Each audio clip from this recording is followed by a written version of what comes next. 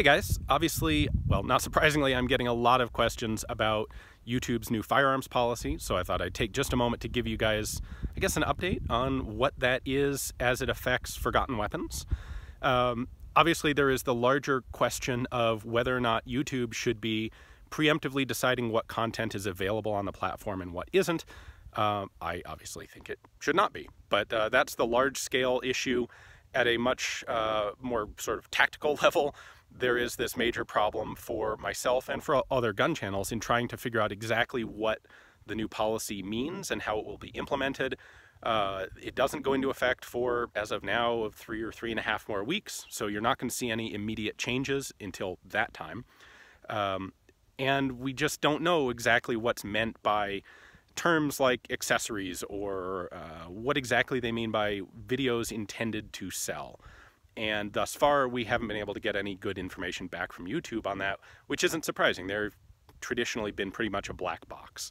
This wouldn't be such a big deal to me if it was about monetization of videos, but it's not. The risk of guessing wrong on these new policies is not your video gets demonetized. It is a channel strike, and a couple of those mean that the whole channel gets deleted.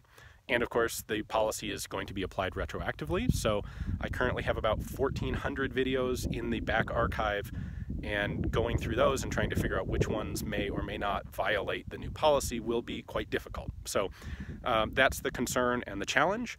Ultimately, through InRange TV, Carl and I in particular have been, we made a bit of a media splash, as you may have noticed. We are really hoping that this brings enough publicity to the issue that YouTube decides to change its policy and doesn't implement some of these issues, or at least dramatically clarifies what they mean and limits their scope. If that does happen, I am quite happy to remain on YouTube. I like it as a platform, and it's a huge draw. It's a tremendous resource for everybody.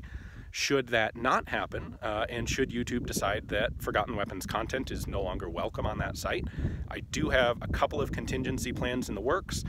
Honestly, they're actually pretty exciting contingency plans that are, at least one of them is probably going to happen regardless of what YouTube does. And I'm going to announce those once they are fully completed and once we have a better idea of exactly what YouTube's reaction is going to be and what their final policy is going to be. So the good news is Forgotten Weapons will not be disappearing.